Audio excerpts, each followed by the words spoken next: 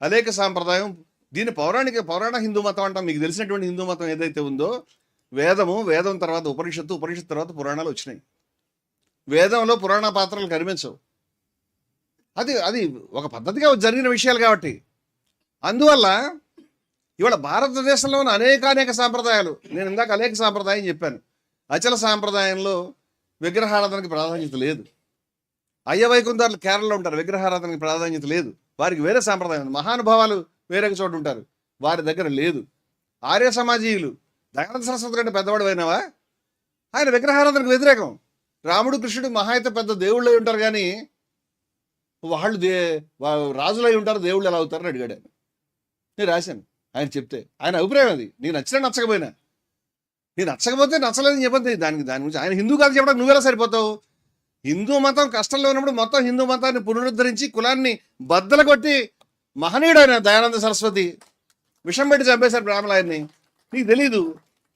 ఇప్పుడు వచ్చి నీ ప్రమాణాల ప్రకారం నువ్వు హిందూ కాదు, ఈయన చెప్తాడు. ఈయన ఈ జయ శ్రీరామ్ అనాలి, ఇంకోటి ఎదురు చేయాలి, ఈయన వెనకాల ఉండాలి, ఈయనలాగే మొత్తం క్రైస్తవులను ముస్లింలను బూతులు తిట్టాలి, అప్పుడు హిందూ సర్టిఫికేట్ ఈయన ఇస్తాడు. ఎక్కడి నుంచి వచ్చారు నువ్వు? ఎప్పటి నుంచి మొదలుపెట్టావు ఈ దుకాణం? మీ దుకాణాలు మూసేయండి, మీ దుకాణాలు మూసేయండి అని చెప్తున్నాడు నేను. You can't run. నీ సర్టిఫికేట్ల గురించి నువ్వు మాట్లాడుతున్నావు. ఆర్య సమాజీయులు, బ్రహ్మ సమాజ్ రాజరామోహన్ రాయ్ గారు, వాళ్ళు హిందువులు కాదండి, వాళ్ళు కూడా విగ్రహారాధన చేయరండి. ఎంతమంది పేర్లు చెప్పమంటారు? మీకు ఎంతమంది పేర్లు చెప్పమంటారు? అనేక సాంప్రదాయాలు ఉన్నాయి. పోని ప్రధానమైన సాంప్రదాయాలు ద్వైతము, అద్వైతము, విశిష్ట అద్వైతము.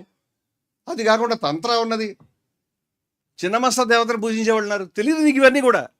ఒక సాంప్రదాయానికి పోలికలేదు.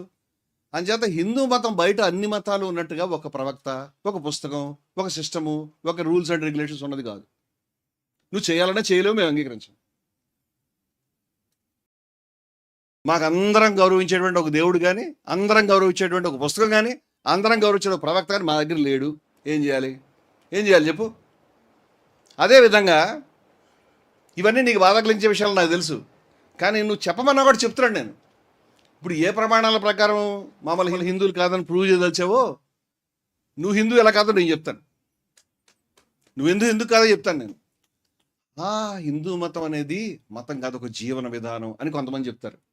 ఐఎమ్ వెరీ సారీ, ఒక జీవన విధానం కూడా కాదు, పలు జీవన విధానాల సహజీవన వ్యవస్థ, ఆదాన ప్రధానాల వ్యవస్థ.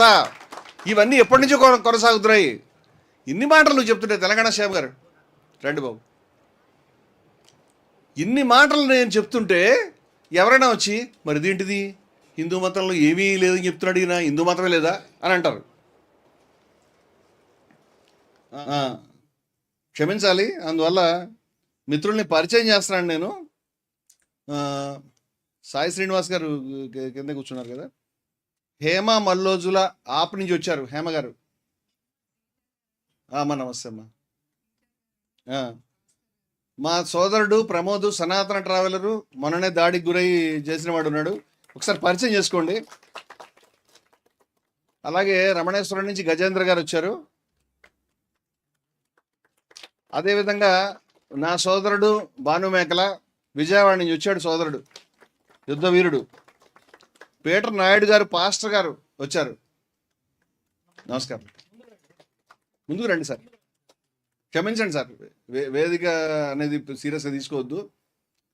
సో మిత్రులారా, ఇది హిందూ మతం యొక్క స్వరూప స్వభావాలను మీకు చెప్పేటప్పుడు మరి ఏమీ లేదు, ఒక దేవుడు లేడు, ఒక ఇది లేదంటే ఎవరిది వాళ్ళదంటే ఇది ఒక మతం కాదా అంటే, నాయన కొన్ని విషయాలు ఉన్నాయి ఇక్కడ మనకి, లేకుండా ఏమీ లేవు. మళ్ళీ కొన్ని విస్పష్టమైనటువంటి విలువలు ఉన్నాయి.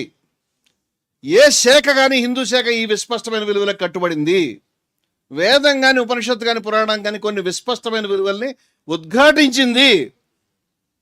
అవి ఏమిటంటే నువ్వు ఆలోచిస్తే నీకు అర్థమవుతాయి. దాంట్లో మొట్టమొదటిది ద్వేషరాహిత్యం. హిందూ మతం ప్రపంచంలో ఏకైక మతం. ద్వేషాన్ని స్పష్టంగా గుర్తుపట్టి ద్వేషం ఉండొద్దని చెప్పిన మతం మరొకటి లేనేలేదు ప్రపంచంలో.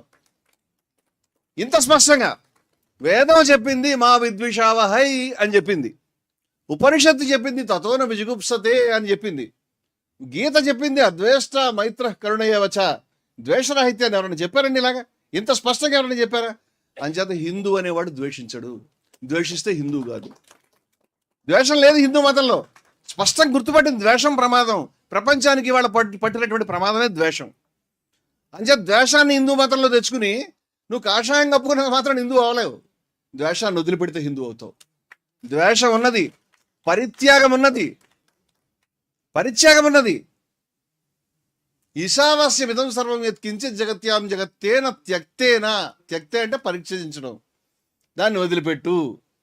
తేన త్యక్తేన అని చెప్పారు. అంచేత పరిత్యాగం ఉన్నది, నిర్మోహత్వం ఉన్నది, కరుణ ఉన్నది, ప్రేమ ఉన్నది, నిబద్ధమై నిలబడడం ఉన్నది, అన్యాయానికి వ్యతిరేకంగా. తతో యుద్ధాయ యుజ్యస్వ సుఖదుఃఖే సమీకృత్వ లాభాలాభౌ జయా జయౌ తతో యుద్ధాయ యుజ్యస్వ నైవం పాపం అవాప్స్యసి అని శ్రీకృష్ణుడు వారు చెప్పారు. అనగా జయాన్ని అపజయాన్ని సమానంగా తీసుకుని అధర్మం ఏదైతే ఉందో దాని మీద పోరాడాల్సిన అవసరం ఉంది. ఫలితాన్ని ఆదించాల్సిన అవసరం లేదు. దాని చేత నువ్వు కొట్టిన చంపిన భయపడేవాళ్ళం కాదు. మేము నిష్కామ కర్మ ఏదైతే గీతా ఆచార్యులు శ్రీకృష్ణులు చెప్పారో దానికి నిబద్ధమైనటువంటి సైనికులం. మేము శ్రీకృష్ణుని సైనికులం.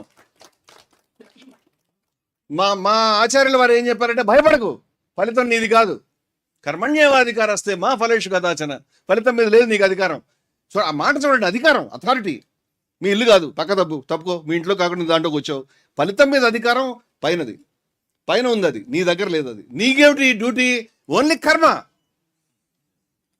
ధర్మాధర్మ విచక్షణ సంబంధించిన యుద్ధంలో యుద్ధం చేయాలి నువ్వు.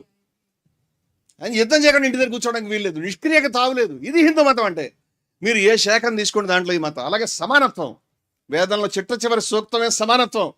నిర్దోషం ఈ సమం బ్రహ్మ తస్మాత్తే బ్రహ్మణి స్థిత అని ఆ విధంగా సమానత్వానికి గీత కూడా పెద్ద. ఎవరైనా సమానత్వమే. సమానత్వం ఏమిటంటే సర్వం ఈశ్వరమయమే. ప్రపంచంలో ఎవడు చెప్పలే, సర్వము ఈశ్వరమయమే. మహావాక్యాలు ఏం చెప్పినాయండి? తత్వమసి ఏం చెప్పినాయి, ఆయన ఆత్మ బ్రహ్మ అని చెప్పినాయి. అదేవిధంగా సర్వం కల్విదం బ్రహ్మ, సర్వం అంతా బ్రహ్మమయమే కదా నాయన అని చెప్పినాయి. తత్వమసి అని చెప్పినాయి, అది నువ్వే అని చెప్పినాయి. అహం బ్రహ్మస్మి అని చెప్పినాయి. ఎవరైనా చెప్పారండి? ఈ మాటల్లో చిన్న అక్షరం తలకట్టు ఏ ధర్మం అని చెప్పగలుగుతుందా? నా ధర్మం అది, నేను గర్వంతో చెప్తున్నాను. ఈ వీళ్ళకి ఈ ధర్మానికి మేము కట్టుబడి ఉంటాం. ఇటువంటి గొప్ప ధర్మంలో ఆ ధర్మం పేరు చెప్పుకుని దీని లక్షణాల గురించి ఏమాత్రం తెలియకుండా ఇప్పుడు నువ్వు అడుగుతున్నావు. ఓకే, నిజమే, నేను భక్తుడిని కాదు, ఏం చేయమంటావు? ఏం చేయాలి చెప్పు? నేను చెప్పలేదు ఎక్కడ, నేను ఎక్కడని చెప్పానా? నువ్వు కనిపెట్టి చెప్పాల్సిన విషయం ఏం లేదు. నేను భక్తుడిని కాదని నేను చెప్తున్నాను. నేను నాస్తికుడు కూడా కాదు. నీకు అర్థం కాదు. ఏం చేయాలి? నీ బుర్రలో ఉన్నటువంటి నీ సీసాల్లో ఏదో సీసాల్లో కూర్చోవడానికి నన్ను పంపడానికి పాసిబుల్ కాదు. నువ్వు కూర్చోబెట్టడానికి స్టూల్ మీద ఏనుగులు కూర్చోబెట్టలేవు, ఇరిగిపోతాయి. నీ దగ్గర ఉన్నవి చిన్నవి. ఆస్తికత్వం నాస్తికత్వం కాదు, ఇంకా చాలా తత్వాలు ఉన్నాయి మా దగ్గర. నేను అజ్ఞేయవాదిని అని చెప్పాను. నాకు అద్వైతం అంటే అభిమానం అని చెప్పాను. దానికి కట్టుబడి ఉన్నా అని చెప్పాను. నువ్వెవరు నన్ను హిందూ కాదని చెప్పడానికి? నేను భక్తుడిని కాదని చెప్పాను, కానీ భక్తులపైన గౌరవం లేదని చెప్పలేదు. భక్తి సాంప్రదాయానికి భక్తుడిని అని చెప్పాను. భక్తులకి భక్తుడిని అని చెప్పాను. అనేక భక్తి సాంప్రదాయాలని, భక్తి కళా సమ్మేళనాలు మేము నిర్వహించాం. నీకేంటి బాధ? ఇంకేదో పట్టుకుని ఏదో మాట్లాడాను. మళ్ళీ చెప్తున్నాను, ఈ ఫండమెంటల్ ప్రిన్సిపల్స్ ఏవైతే ఉన్నాయో హిందూ మతంలో, విద్వేషం, అసమానత్వం, ఈ రెండు కూడా మా దగ్గర ఉండడానికి వీల్లేదు. అంచేత ఏ సూత్రమైనా, అది వేదం కావచ్చు, పురాణాలు కావచ్చు, గీత కావచ్చు, ఏదైనా కావచ్చు, హిందూ మతంలో ఏ శాస్త్రమైన స్మృతి కావచ్చు, నా అభిప్రాయం నేను చెప్తున్నాను. ద్వేషాన్ని, అసమానత్వాన్ని బోధించేటువంటి ఒక్క అక్షరాన్ని కూడా నేను అంగీకరించను. అలా అంగీకరించకుండా ఉండడానికి నాకు నా ధర్మాధికారం ఇచ్చింది. సొంత విచక్షణ ఉపయోగించుకోమని చెప్పింది. వాస్తవం చెప్పాలంటే అవేవి అక్కడ లేవు. అవేవి లేవండి. దాంట్లో సమానత్వమే ఉన్నది. కానీ నువ్వు తర్వాత రకరకాలైనటువంటి భాష్యాలు, రకరకాలైన ఆచరణలు వచ్చి వాళ్ళ హిందూ మతంలో మొత్తం కులకట్టడంలో పెట్టారు. పెద్ద పెద్ద పీఠాధిపతులు పెద్ద పెద్ద భాష్యాలు రాసినప్పుడు కులాన్ని సమర్థించారు, అసమానత్వాన్ని సమర్థించారు. వాస్తవం అది. అంచేత అసమానత్వం ఎక్కడ